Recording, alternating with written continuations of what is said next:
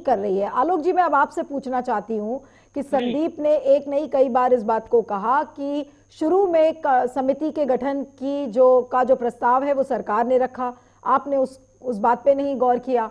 फिर उसके बाद जो बदलाव आप चाह रहे थे उसके लिए भी सरकार रजामंद हो गई।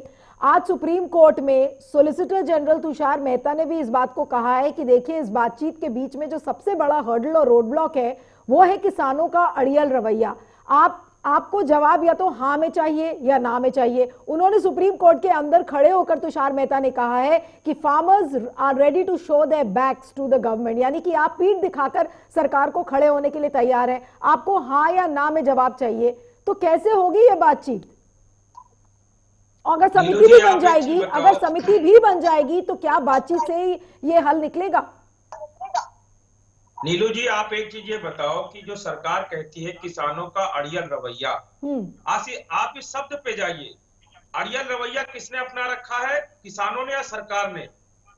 मेरा मानना है कि आजाद भारत में लोक और तंत्र के बीच में अगर ठन जाए तो लोक को तंत्र से लड़ना नहीं चाहिए, तंत्र को पीछे हो जाना चाहिए। भाई, आप ये जो 3 कानून लेके आए जिसमें आज आप संशोधन को तैयार हो, बात करने को तैयार हो, कमेटी बनाने को तैयार हो, यही काम अगर आप पहले कर लेते तो ये सब दिक्कतें क्यों होती? नहीं भाई, सरकार जो है किसानों के लिए, कोई किसानों ने कानून मांगा तो था नहीं, आप जबरदस्ती हमारी आय दोगुनी करने चल दिए। कौन सा फार्मूला है?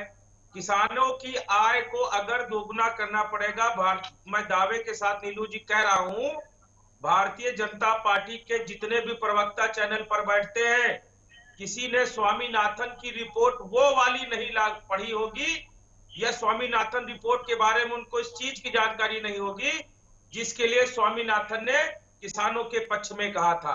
नहीं, लेकिन आलोक जी मुझे एक बात बताइए, आलोक जी मुझे एक बात बताइए कि जिस समिति के गठन की बात कर रही है सुप्रीम कोर्ट, इस समिति को सरकार ने भी इसका प्रस्ताव दिया था। अब आज जब सुप्रीम कोर्ट इस समिति के गठन की बात कर रही है तो सुप्रीम कोर्ट अब एक रेफरी का काम कर रहा है। जैसे फुटबॉल मैच होता है और रेफरी खड़ा हो जाता है और बाकी प्लेयर्स फिर खेलते हैं और रेफरी की बात मानी जाती है, तो आज जो सुप्रीम कोर्ट नामक रेफरी है आपके और सरकार के बीच में, जो इस समय मैच चल रहा है 21 दिनों से, तो आप क्या अपने रेफरी की बात मानेंगे? अगर समिति में ये कहा गया है कि बाकी जो किसान संगठन है अगर वो इसमें शामिल होते हैं, तो अब आप क्या बातचीत के लिए तैयार हो जाएंगे या आप अभी भी अपनी पीठ दिखाएंगे सरकार को? देखिए, मैं आपको बताऊं कि इसमें जो सुप्रीम कोर्ट ने हस्तक्षेप किया है हम उसका स्वागत करते हैं, लेकिन सरकार ने जो अपना अड़ियल रवैया अपना रखा है, बार बार वो इस चीज पे कहते हैं कि कानून वापस नहीं लेंगे, तो नीलू जी मैं आपके चैनल के माध्यम से कहता हूं कि किसान भी वापस नहीं जाएगा। आप 1 महीने में कानून वापस ले लो, 6 महीने में ले लो, समिति बना के बात करके तब कानून वापस ले लो, किसी तरह, लेकिन ये कानून आपको वापस लेना पड़ेगा। ये किसानों की तरफ से मांग है। और सुन लीजिए, आज तो भाजपा की सरकार ने हद कर दी। भाई, जो किसान आंदोलन में शामिल होने के लिए जा रहा है उसको रोका जा रहा है।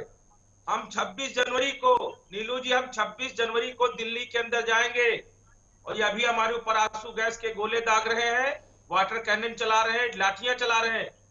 26 जनवरी वाले दिन प्रत्येक किसान के ट्रैक्टर में, प्रत्येक किसान के हाथ में तिरंगे का झंडा होगा। मैं देखता हूं उस दिन सरकार कैसे किसानों को दिल्ली में नहीं घुसने देगी। संदीप जी, आप सुन रहे हैं ये बातें? संदीप जी, मुझे ये बताइए, संदीप जी, आपको नहीं लग रहा है कि सरकार की मुश्किलें बढ़ती जा रही? आलोक जी, मैं आऊंगी आपके पास, संदीप जी को जवाब चाहती हूँ। संदीप, मुझे ये बताइए कि आपको नहीं लग रहा कि केंद्र सरकार की मुश्किलें बढ़ रही?